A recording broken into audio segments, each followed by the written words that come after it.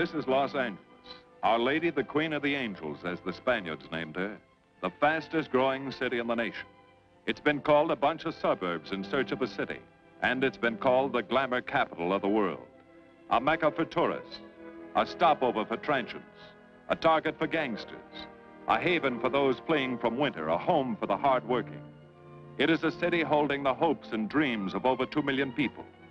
It sprawls out horizontally over 452 square miles of valleys and upland, of foothills and beaches. Because of that vast area, and because of a population made up of people from every state in the Union, Los Angeles is the largest police beat in the country, and one of the toughest. We're going to take you into the city hall where police headquarters are located. Here in communications are the ears and voice of the police. The lights on the complaint board flash 24 hours a day. Citizens reporting a prowler, a lost child, a man molesting a woman, an auto accident, a wild party. Spend an hour or two here and you will think the whole city has gone berserk. Minute by minute, the orders go out to the radio cars in the far-flung divisions. Watts and Wilshire and West Los Angeles. Hollywood and Hollenbeck Heights in North Hollywood. The work of the police, like that of woman, is never done. This is the case history of a killer, taken from the files of the Detective Division. The facts are told here as they happen. The story properly starts here in Hollywood Division headquarters at 1 o'clock of a June morning last year. Officer Robert Rawlins had finished his tour of duty and signed out. It had been a tough day. He'd be glad to get home. His wife would be waiting up for him as she always did.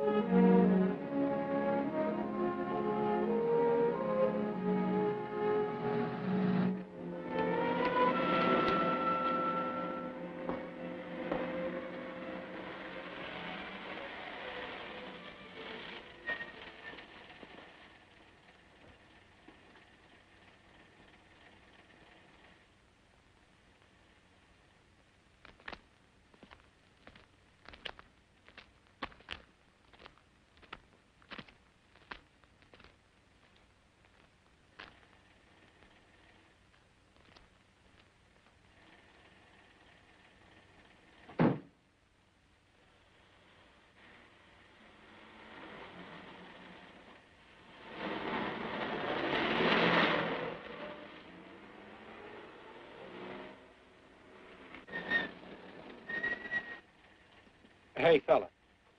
Come here. What were you doing back at that radio shop? Just looking. I was on my way home. Live around here? Yeah, a couple blocks down. Let me see some identification. Sure. Yeah, I guess I forgot my wallet. Look, lad, I've got to see some identification. How about my Army discharge? I got it right here.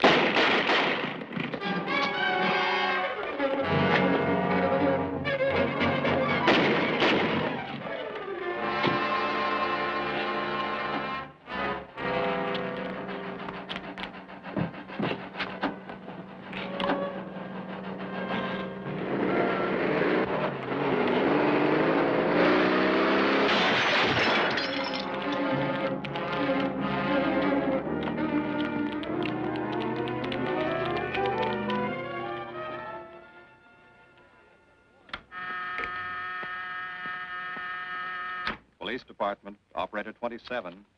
I want to report the shooting of a policeman. Hold on, please. Give me that again, please. I'm calling to report the shooting of a policeman. What's the address? 5057 State Street, just west of Santa Monica. Just a minute. Receiving hospital. Operator 2. Operator 27, 5057 State Street, 5057 State Street. An officer has been shot. Send an ambulance. All units in the vicinity of State Street and Santa Monica Boulevard. Proceed at once to 5057 State Street, 5057 State Street. An officer shot. Code 3.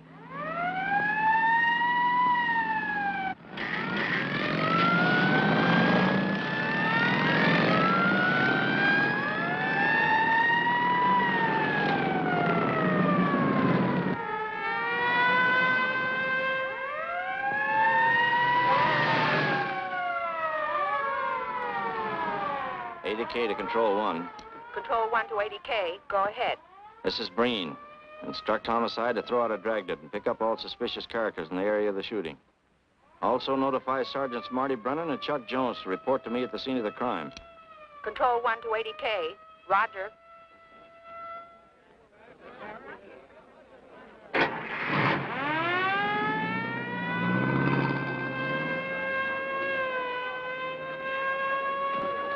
I see. Well, what have you got so far? Well, not much, Captain Breen. A couple of cartridge casings. Oh, Marty, Chuck. Hi, Cap. Eyewitnesses? Who was first on the scene, reported it? I was. I live here. I'm a light sleeper, but my hearing is good. And my Did cat... the officer say anything before he collapsed? Yeah, he gave All a description of the fella. On the shooting of the officer. Suspect is a white male American. Age 26 or 7. 5 feet 10 or 11. 155 to 165 pounds. Brown hair. Regular features. Pencil mustache. Repeat broadcast. All units. Is that about it? Yes, sir, exactly. And the officer kept saying, he looked like such a nice kid. He looked like such a nice kid. As if he couldn't believe what had happened to him. I see. Is that all? Yeah. Thank you very much. Yeah, well, anything else I can do, I'd be glad to help you. We may call you. Get his name and address, will you, Bob? This door been checked, Lee? Yeah, it's okay, Captain. Find anything? Nothing but some smudges so far. Found this in the glove compartment. I think it's nitroglycerin. Doesn't look quite right. Well, check it down at the lab. Right.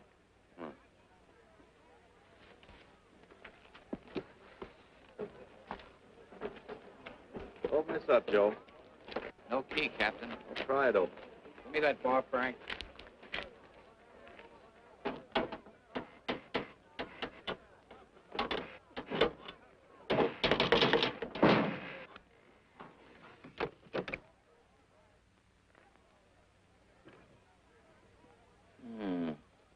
Regular arsenal.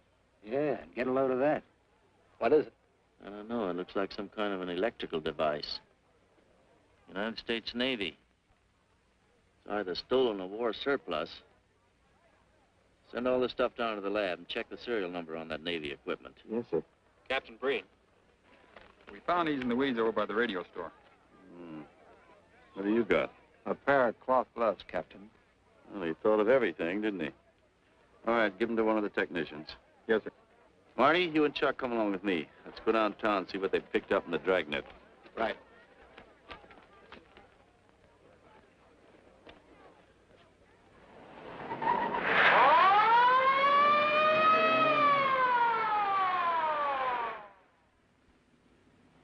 You know him, Marty? Yeah. I know his wife, too. Ever since high school. Captain, I wish you'd let Chuck and me handle this case. All right. I don't want any dead heroes.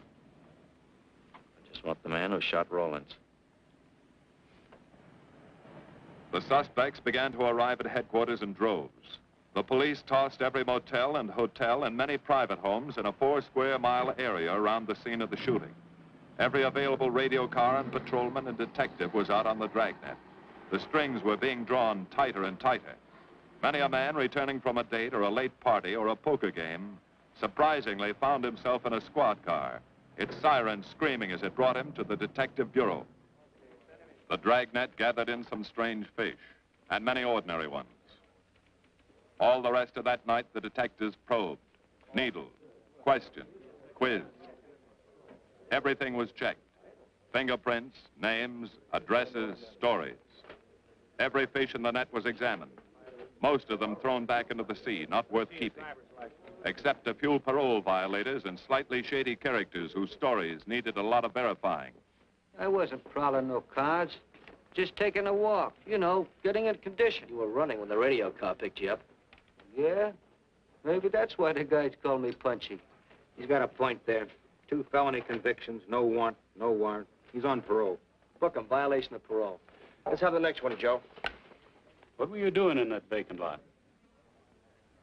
The vacant lot. Lot? What were you doing in it at that time of night? 你唔好問我咁多咯，我喺處好耐噶啦，我上喺處30幾年，未有律醫拉過我。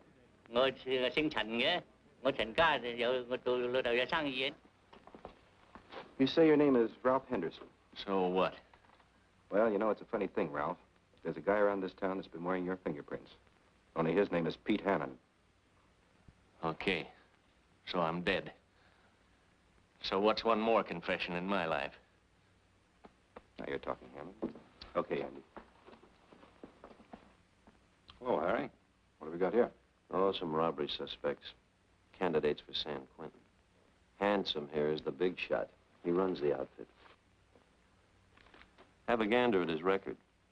Car theft, escape from reform school, robbery, assault with a deadly weapon. Not bad. Look at the heater we found on him. German Luger, fully loaded. Redhead here tried to carve up one of the arresting officers with this pretty toy. Nice boys. By dawn, many minor wrongdoings had been uncovered, and a few incipient felonies. The checking of the suspects had been thorough, painstaking, and tedious. But all the work was for nothing. The man who had shot Officer Rollins was not among them. He remained no more than a description, a shadow of a man, mysterious, elusive, deadly, hidden away somewhere in the vast city. As for Rollins himself, he couldn't help. He was in a coma at receiving hospital. Mrs. Rollins waited out the long, tense hours while her husband fought to live.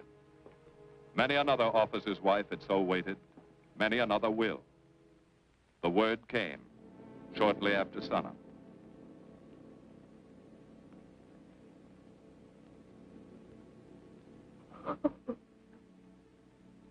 Oh.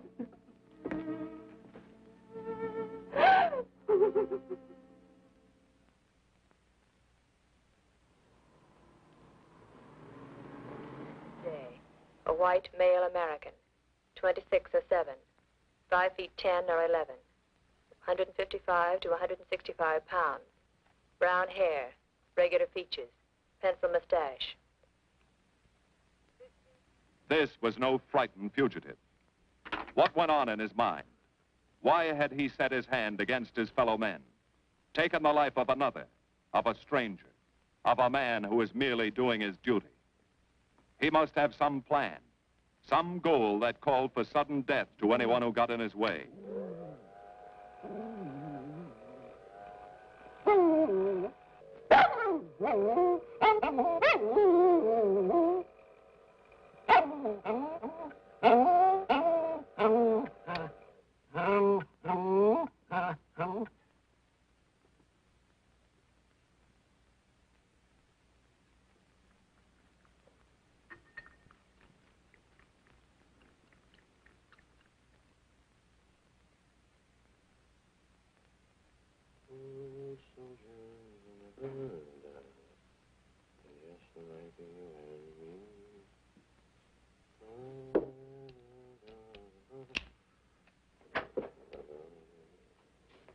Good morning, boys.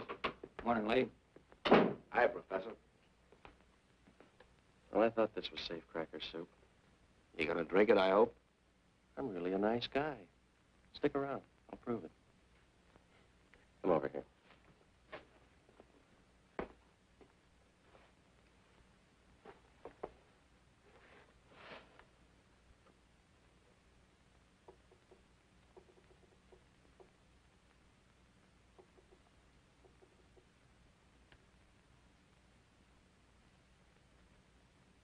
Hold this for me, will you, Chuck? Thank you. Now, if you'll hand me that hammer, Marty. Thank you.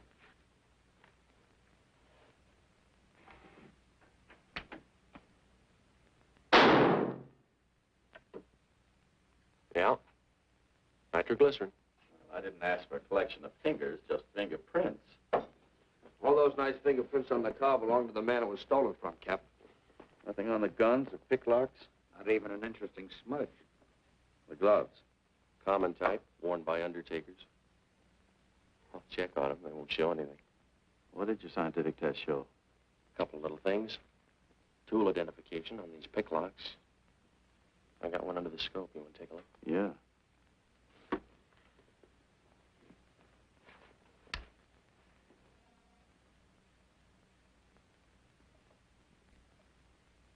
Take a look. I see. Well, it seems to tie the tool up with the lock. Now, if that microscope could only tell us who did it. I'm working on that.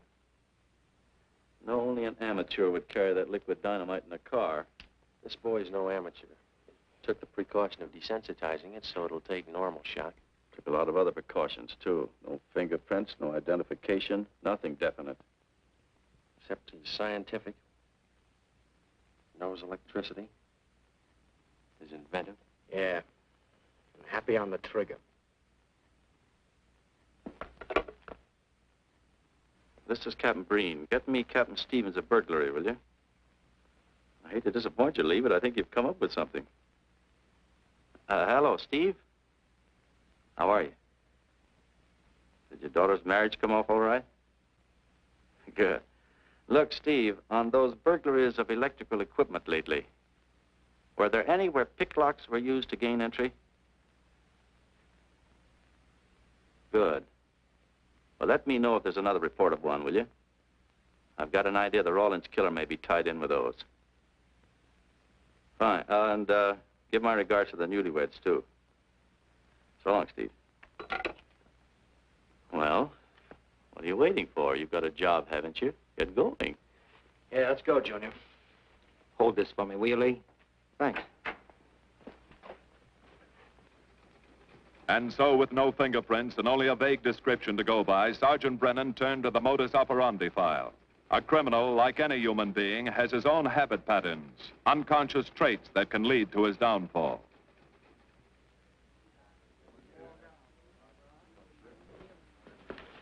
Well, there you are, Junior. List of burglars who use picklocks for entry. Oh, great. This narrows it down to just a couple of hundred suspects in this area. Give me a match, will you? That may not be so bad. This guy's improved on the system. Maybe he's left his trademark on some other job.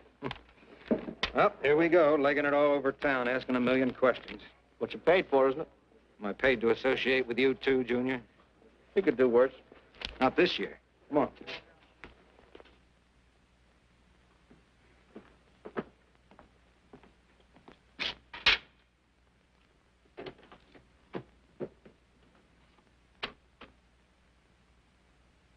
Car 12, car 12, in the 10,000 block on Mississippi. A 394-15 disturbance.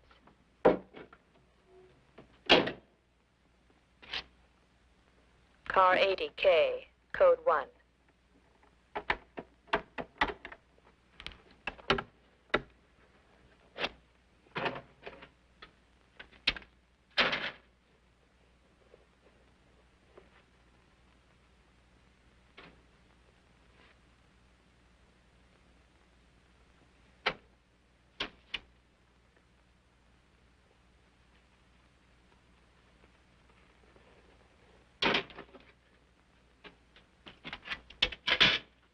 All units, on the broadcast of the suspect arrested in the shooting of Patrolman Rawlins. Cancel the cancellation. Suspect released from custody.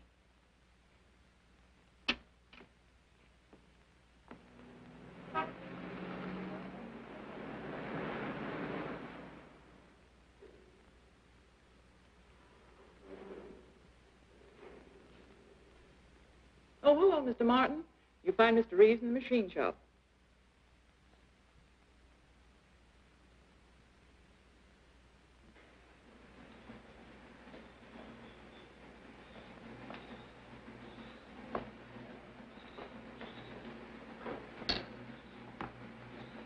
Hello, Roy. Glad to see you. How are you, Mr. Reeves? Hi. I was hoping you'd drop in. I wanted to thank you for showing us how to handle that repair job. Helped a lot.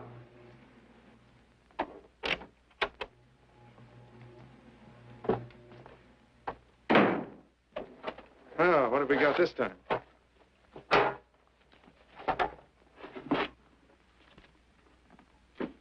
Silograph.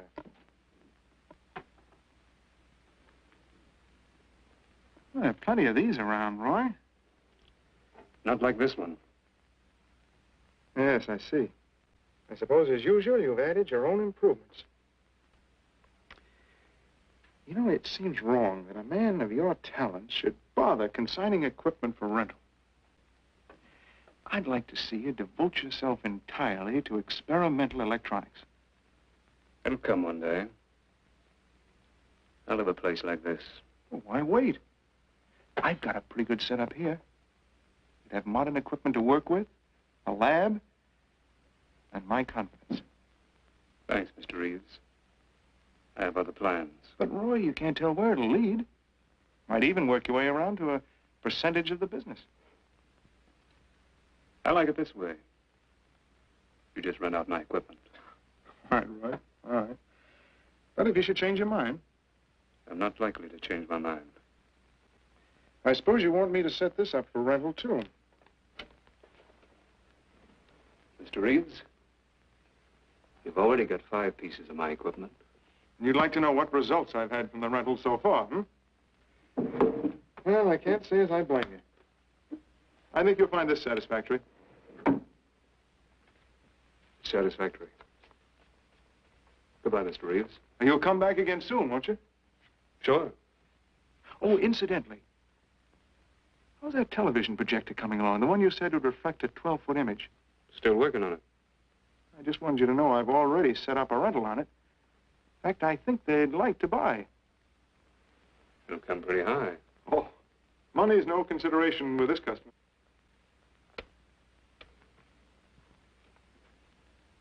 Tell him he can pick it up tomorrow. I thought you said it wasn't finished yet. It'll be finished.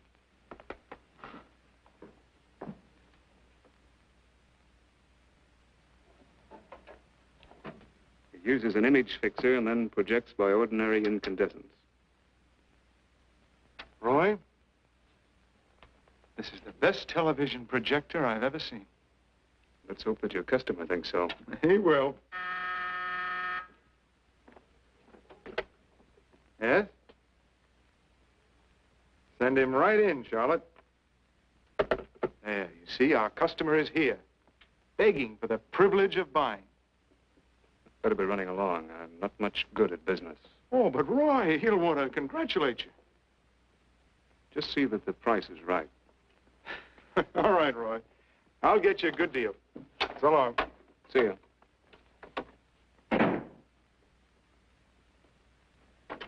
Well, Mr. Dunning, come in. Isn't it a beauty?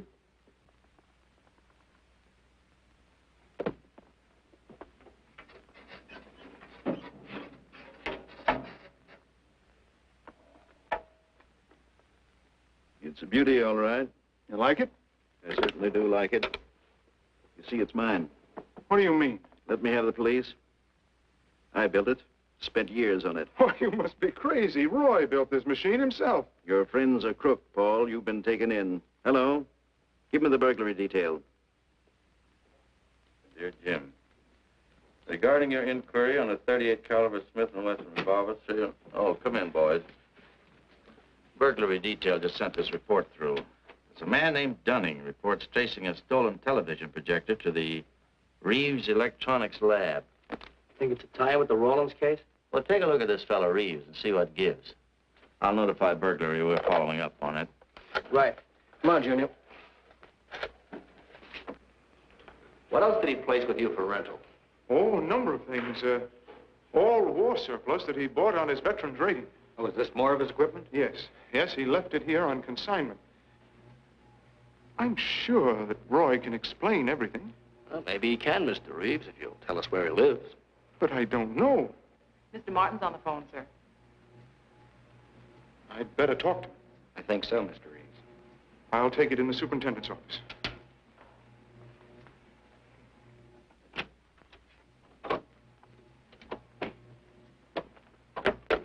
Tell him that you sold the set, and his money's waiting for him here. Find out what time he's coming by. Put Mr. Martin on.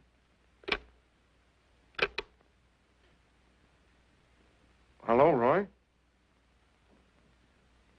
Yes, I've sold it. Your money is waiting here for you. Yes, I'll be working late tonight.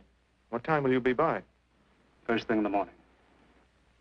Well, maybe you better come in tonight, Roy. A couple of things I want cleared up. Like what? Oh, technical things. Besides, I don't like to leave the money in the plant overnight. How about 8:30? Fine.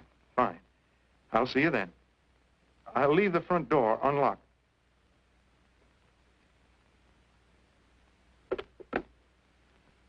You'll be here at 8:30.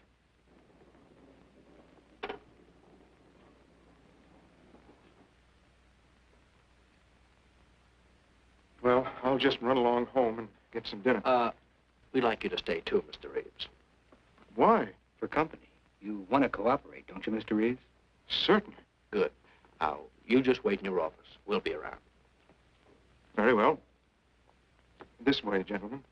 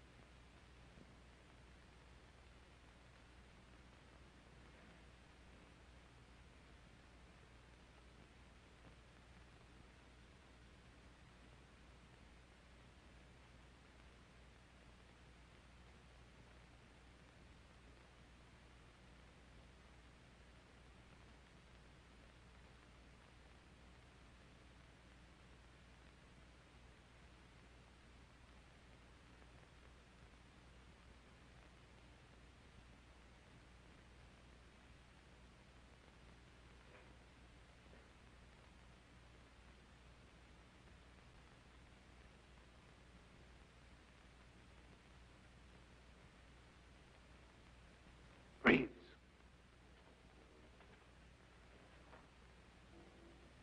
That you, Roy?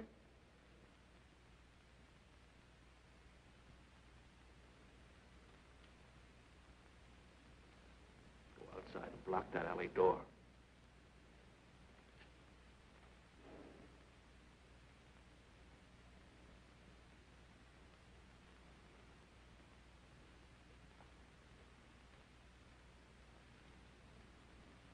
Where are you, Roy?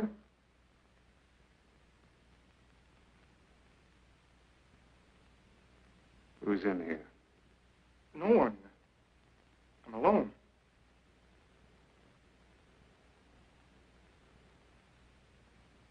Come on in. I've got your money for you. Bring it out here. All right. Just a minute.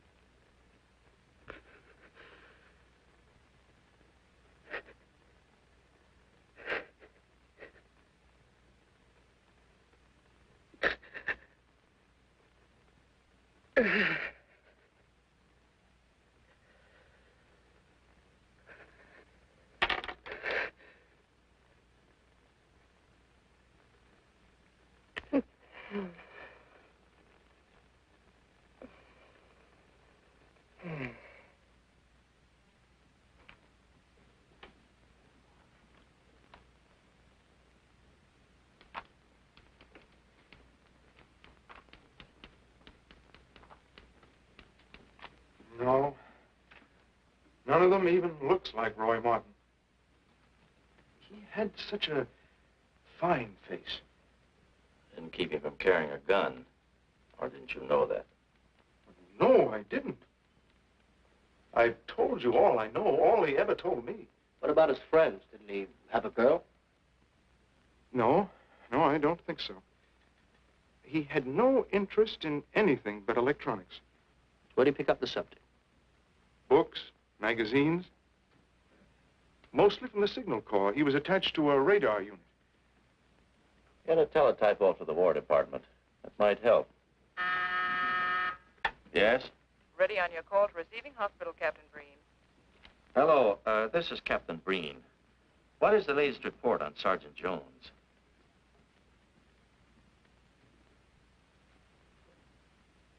I see. Well, let me know if there's any change, will you? Thanks.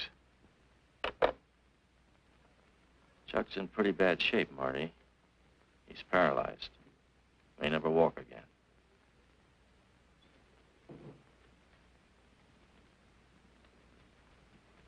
Oh, I'm sorry. It's funny that Martin showed up at 7 when he told you he wouldn't be there until 8:30. I don't know why. Except he was always unpredictable. I'll tell you why. Because you warned him. That's why he came early. That's why he came in the back way. But you heard me tell him the front door would be open. And the key didn't let him in the back way? He must have had one made. Why don't you tell us the truth? Marty.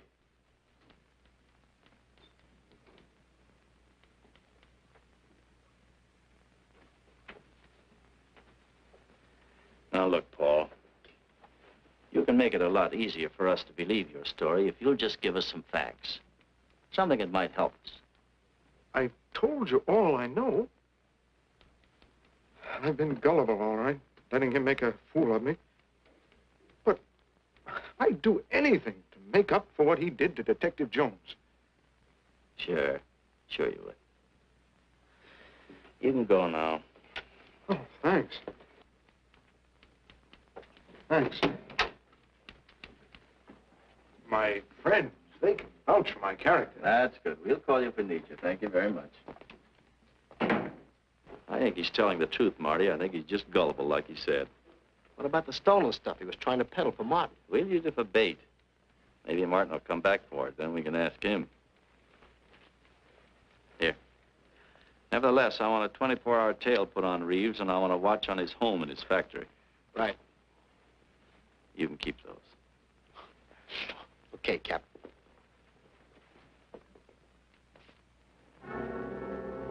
And now the killer changed his tactics, his modus operandi. It would baffle the police. They always expected burglars to remain burglars, not go in for stick-ups. They'd never tie this up with him. So wearing a variety of disguises, coming and going like a shadow, ready to kill if cornered, he struck the bottle stores in a one-man blitz that had the robbery detail dizzy.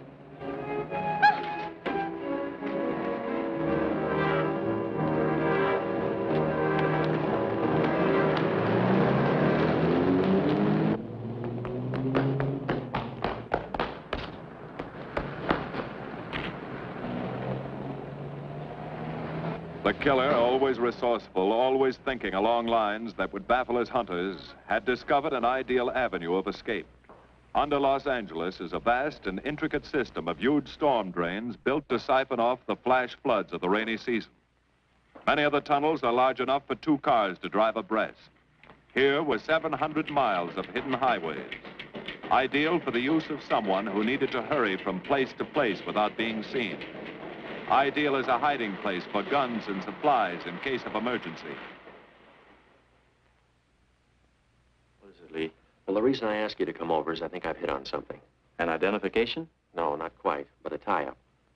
Now, these are the shells from the gun that killed Rawlins.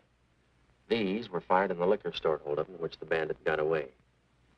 And these were fired at Chuck. Now, as you know, every ejector, even in guns of the same model and caliber, is different. Each one leaves its own markings on the cartridge casing.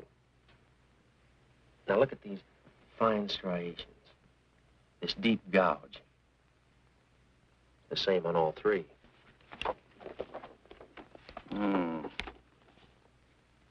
In other words, the man who killed Rawlins and the man who shot at Jones and Brennan, the stick-up who's blitzing the liquor stores are all the same man. Right.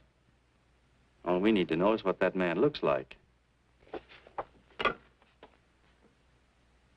Get me Chandler in robbery, will you? I've got an idea about that. Also, it'll give us a chance to see if Reeves is on the level with us. Steve, Breen, about those blitz holdups you're on. Round up all the victims and have them down here tonight, will you? Oh, it's just a little scheme. Thanks, Steve. That's good. Now sketch another one of the same type, only this time thin it out a little, huh? All right. Hi, Lee. How's it coming? Be ready for tonight? We'll be ready. Think it'll work? It should. Where'd you get the idea? From a kidnapping case in Chicago. But I thought these slides might be an improvement over the method they used. Could be. Captain thinks so. Good evening, ladies and gentlemen. May I have your attention for a moment, please? You've all been asked to sit in on a little experiment tonight. We're going to try to build a picture of a face. A face of a man who's cunning, resourceful, and deadly. He's a man who killed a police officer. Now, some of you he held up at the point of a gun. You may have seen his face, remembered something about it. And we want you to tell us exactly what you remembered. Whether it's his hair, eyes, nose, or mouth. And we're going to try to put those pieces together so that they add up into a picture of the face of the man we want. Now, you can see how we're depending on you. Lights? Now, first, we're going to concentrate on the type of hair our man had. And if the picture looks anything like his hair, I want you to speak right up. All right, the first slide, Lee.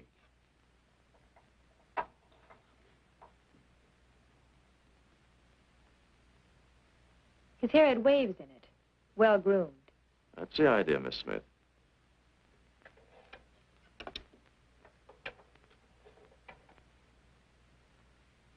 Is that any closer? No, it was parted on the side.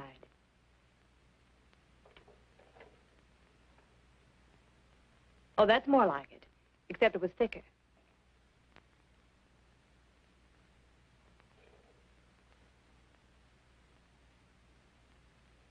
Oh, that's very close. Yes, that's the way his forehead looked. It was broad and high. All right, hold that slide. Now, the next series of slides will take into account his eyes.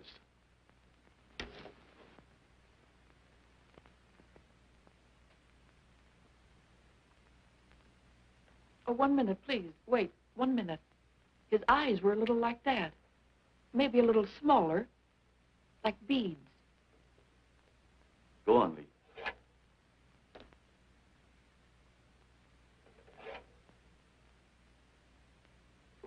Now you've got it. Now, hold that slide, Lee. Anyone else? That looks like him, only a little madder.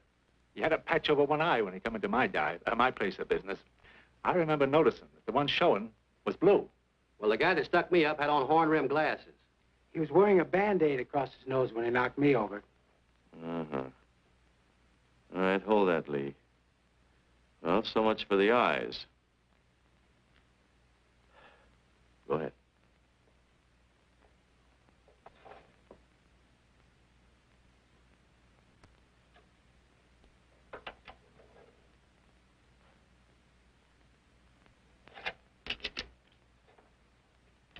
Señor Capitán.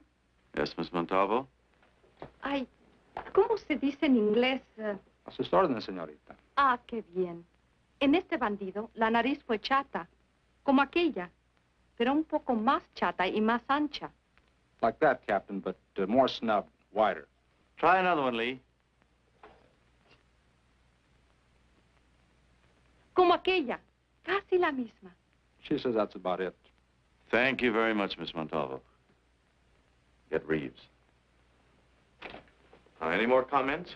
That's pretty close, all right. Pretty close. Perfect. All right, now we'll start on the mouth and chin.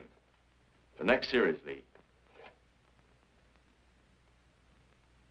I think his lower lip stuck out more. The mouth was thin and mean, like it never laughed. Go ahead. Something like that, but thicker lips. There. That's it. That's him. All right, now hold that right there, Lee. Oh, come in, Mr. Reeves. Good evening, Captain. Did you ever see that face before? Why, it's Roy.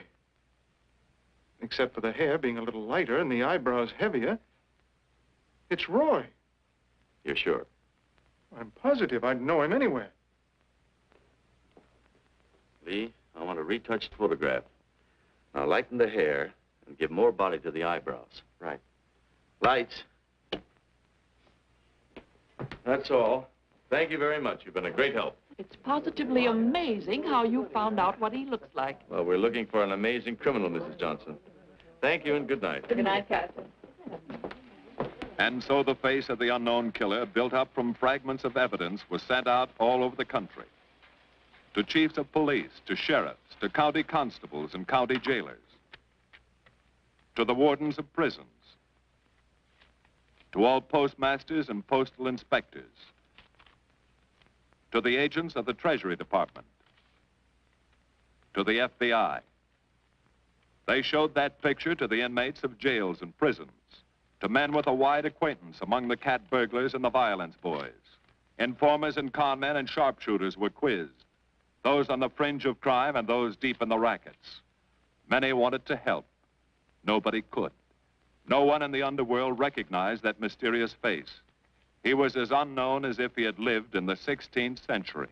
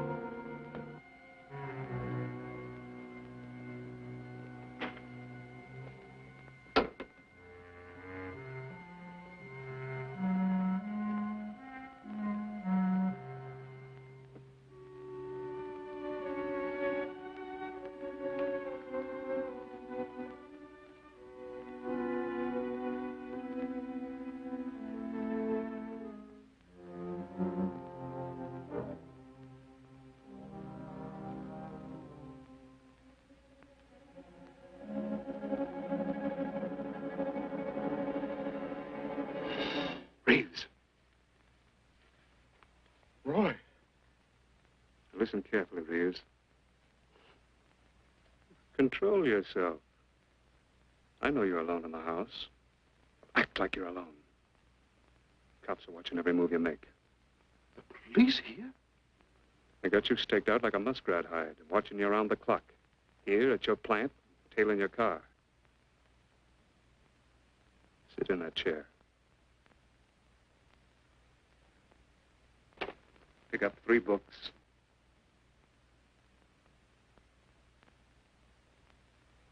Don't look up and don't answer me. All right. But glance at the books.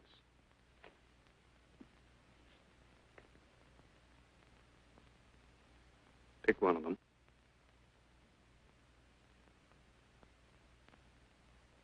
Okay. Now, that's the book you want to read before you go to bed. Now, get up and turn off the lamp.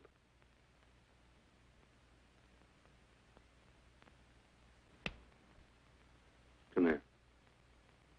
Come here.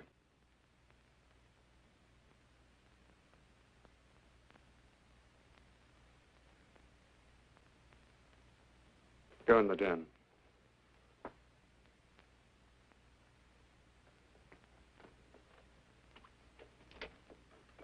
those drapes tight.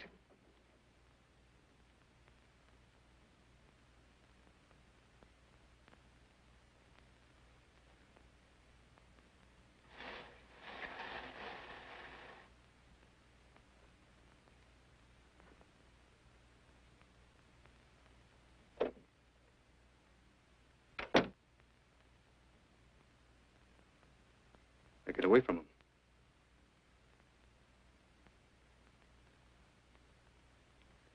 What do the cops know about me?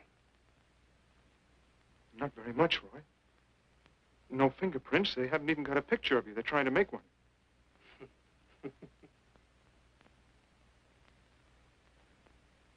How much cash you got in the house?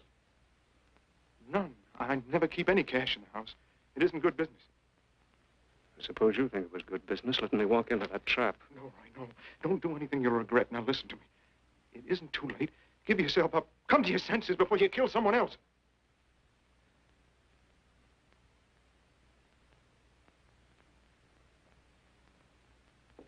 What do you mean, someone else? What do you mean? Nothing. The two officers, they said one of them might die. He's still alive, isn't he? Reeves? I never thought you'd stooge for the police. You almost got me killed. Roy, you know the police are right outside. You'd never get away with it.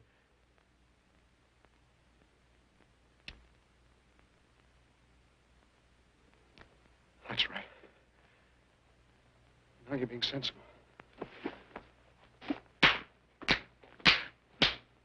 I know there's money here. Where is it? Don't worry. I'll get it.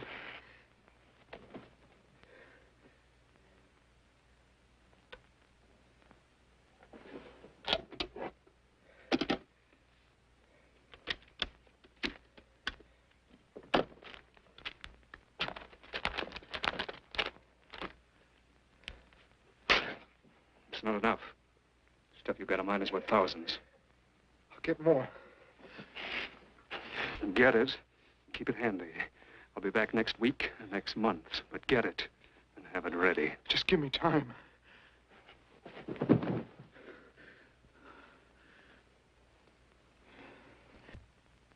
Oh! Look, I don't want policemen outside my house following me around. That's what made Roy suspicious. I'm leaving in the morning. I'm afraid I'll have to disappoint you, Paul. Unfortunately, you're our bait. I won't do it. I've done enough. Look, no one's done enough until we find this killer. I asked you to keep a sharp lookout on this house, Marty. I did. Two of the best undercover men in the department were assigned here. That didn't keep Martin from getting in. What's the matter? You tired?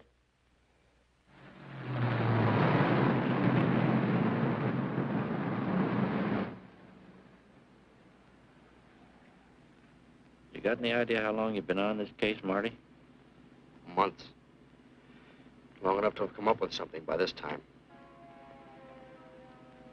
You know any more about the Rawlins killer than you knew the first week? Yeah. It is about the toughest nut I've ever had to crack.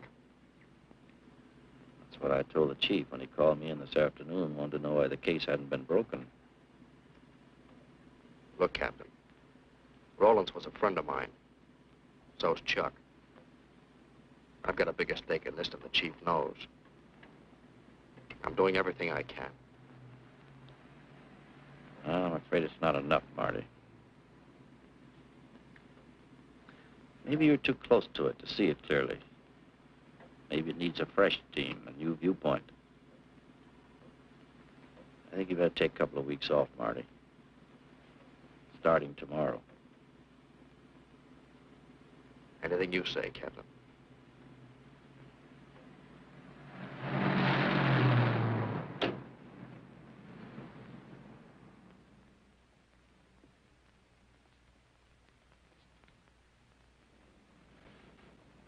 Hiya, Marty. Hi, Chuck. Meet Miss Scanlon, my new bodyguard. He's the one I've been telling you about. Oh, you mean the one with the steel trap brain? How do you do? Hello. Say, this guy been behaving? After a fashion. See, she takes me out in my go-kart, puts me to bed, wakes me up, dresses me. You're perfectly capable of dressing yourself now. Mr. Jones. I'll be back in a few minutes. Well, how's it been going, Junior? Oh, pretty good, Chuck, pretty good. Is that why you're off the case? How'd you know? Breen was in to see me this morning. Oh. Suppose he also told you they put a new team on the case. He told me everything. Yeah. Let's see what his new boys dig up. Well, maybe they'll examine the facts of the case a little more carefully. What facts? That our man's sharp, that he's intelligent and works alone, that he has no record, never leaves a fingerprint and knows every move we make? Sure, plenty of facts, only they add up to nothing. Sure, forget it. You got yourself a 10-day vacation. Go on down to the beach, get a suntan. By the time you get back, the case will be broken. Isn't that what you want? You know better than that. All I know is what I hear. You sit there batting your gums about how the old man let you down. Maybe he's trying to wake you up. He's got a funny way of showing it. There you go, flying off the handle. Always taking things for granted. I wish I could get up and boot some sense into you. He knew what this case meant to me. He still does. That's why he's trying to get you mad enough to do something about it. You don't really figure that's his idea, do you? I know it is. Ah, it's a tough case, Chuck. Not an angle, nothing to go on. You'd know what I meant if you were out working with me. I have been working with you. That's all I've had to do lately, just sit around studying what little facts we have, trying to figure out who he might be. You know the kind of a guy we're up against, then. I tell you, Chuck, this guy's a genius the way he operates. As if he were right there with us every time we go out after a lead. Oh, sure. Breen's been tipping him off just to make you look bad. Yeah, almost like that. Well, he beats us to the punch every time. There's your angle. You just hit it on the head, but you don't see it. Look, start adding. 1, he's unknown to the underworld. 2, he beats you to the punch, right? And 3, it's almost as if he were with you. Isn't that what you said? Yeah? Well, tie that up with a lot of other little things, like the fact that he uses a police gun and the accuracy of the shooting. Anybody could buy a police gun, and the Army could have taught him how to shoot. Yeah, but who taught him how the police operate? Oh, I know what you're driving at, Chuck. But a cop. Those things happen. Yeah. Now, if I were still in the case, I'd start with our own department first, then Santa Monica, Culver City, Burbank, Pasadena. See you later, Junior. Hey! Don't let him out of your sight, beautiful. It's the first time in years he's used his head.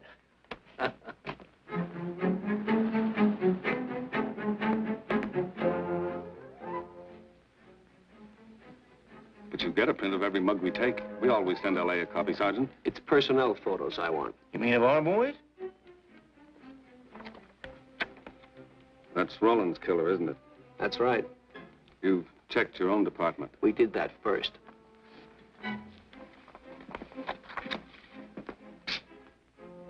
And so the tedious quest went on. Sergeant Brennan wore out his shoes and his patience, going from police station to police station, checking photos until his eyes were blurry. For police work is not all glamour and excitement and glory. There are days and days of routine, of tedious probing, of tireless searching, fruitless days, days when nothing goes right, when it seems as if no one could ever think his way through the maze of baffling trails a criminal leaves. But the answer to that is persistence, and the hope that sooner or later something will turn up, some tiny lead that can grow into a warm trail and point to the cracking of a tough case.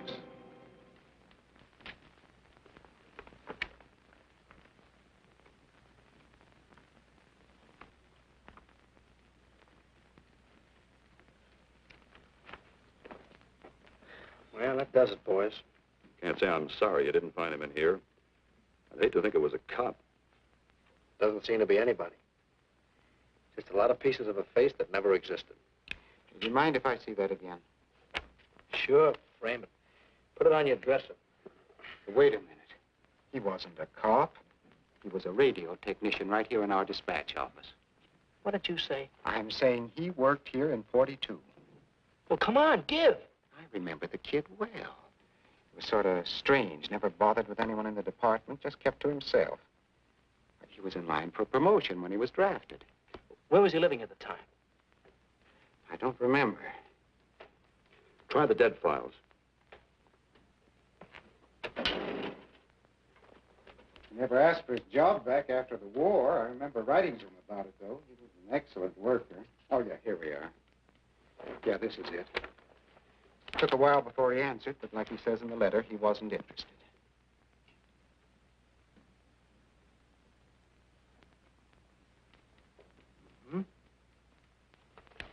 Postmarked Hollywood. No return address. What do you want us to do? All the work? Oh, thanks a lot, Freddie. You remember, he was a civilian employee.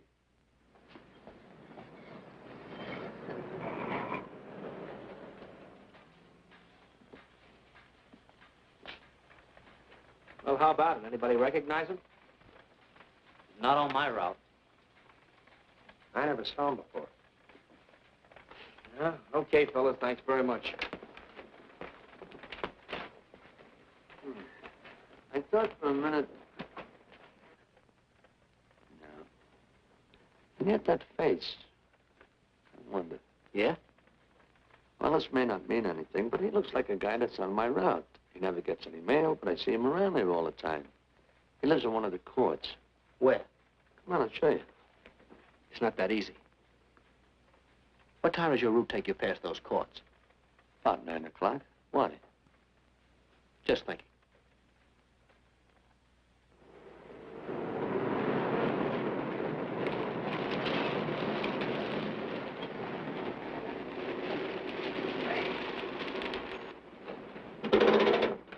You got any chocolate milk? Sure have, buddy. Yeah. Thanks. Which apartment? Straight on back. Second in the yell. Number 7. Right. Kind of warm today, huh? Oh, it's not too bad for this time of the year.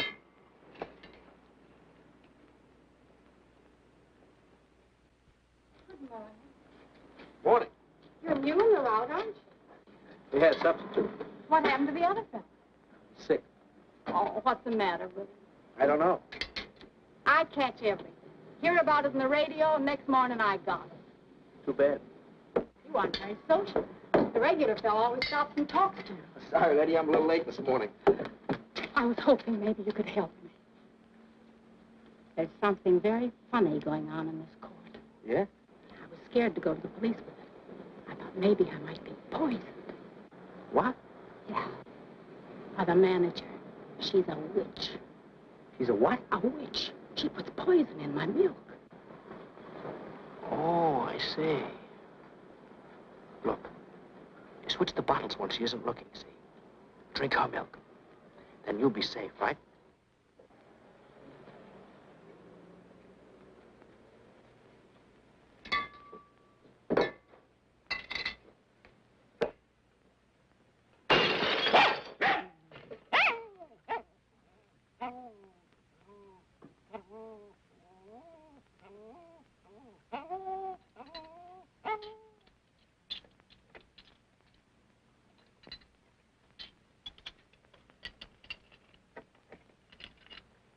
Why, I had a little accident. Got a mop, I'll clean it up. Leave it be. I'll clean it up myself. Okay, mister.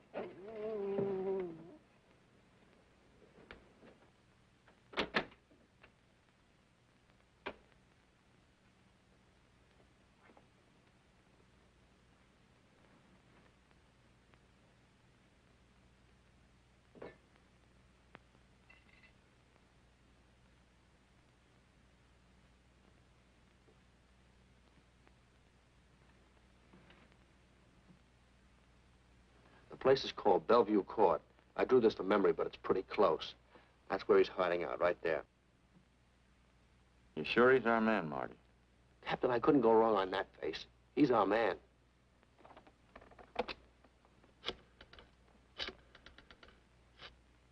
Now, there are 5 cottages in this area, and 2, number 6 and 7, in the L at the end of the row. Our man lives in number 7. This building department plan will show you the whole layout. It's bounded on 3 sides by Fuller, Santa Monica, and Poinsettia. Now, the court is partly surrounded by a high wall. Breen, homicide. Good. You keep your eyes open until we get there. Morgan has just gone into his bungalow alone. Any questions? All right, you all have your instructions. Let's go.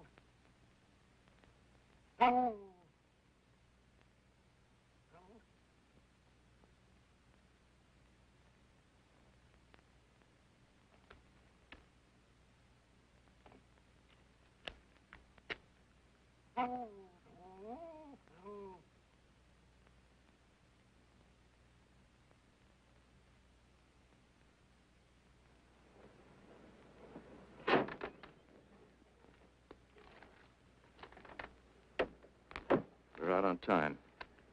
Wait 5 minutes. Go around and block the side entrance. Keep your lights off.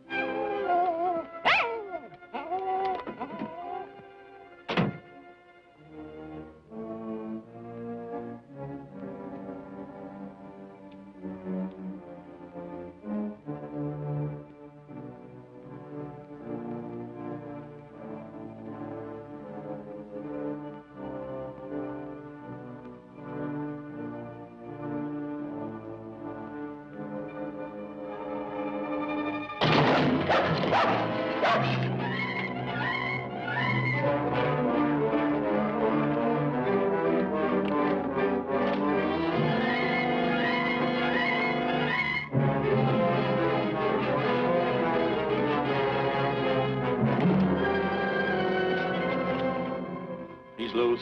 I want a radio car in a hurry.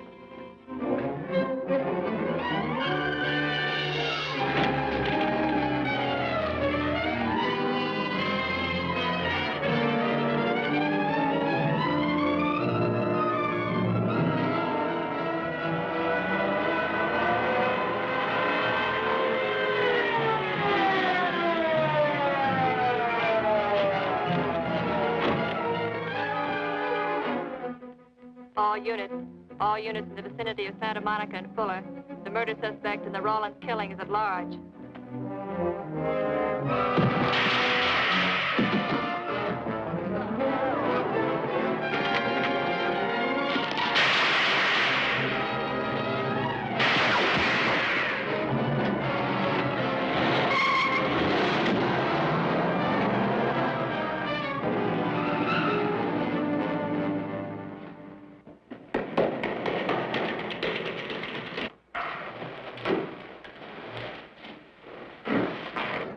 I want a map covering the storm drain system in this area.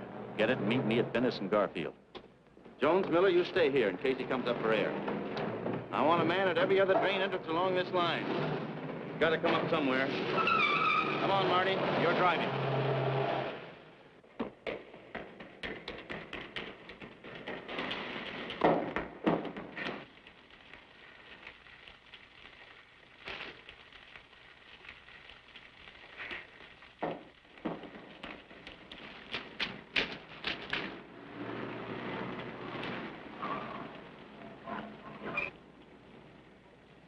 Keep this drain covered.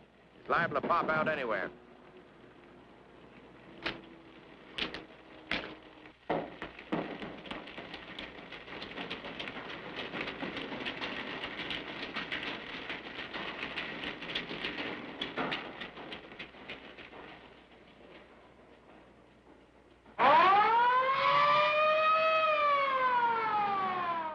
Why Venice and Garfield, Captain? It's the main intersection of the system. We can head him off that way.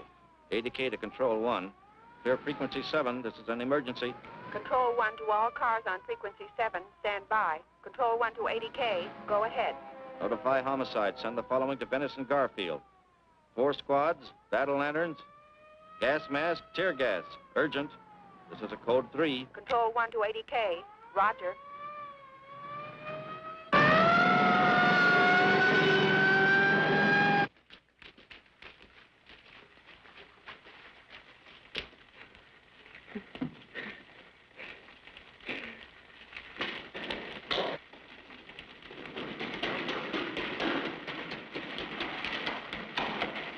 And he'll probably head down this main drain to where it comes out at the Rio Hondo. Now, you take your squad and cover that exit. Right. Keep all spare radio cars cruising back and forth along this main street. Watch the curb inlets. We'll go in here.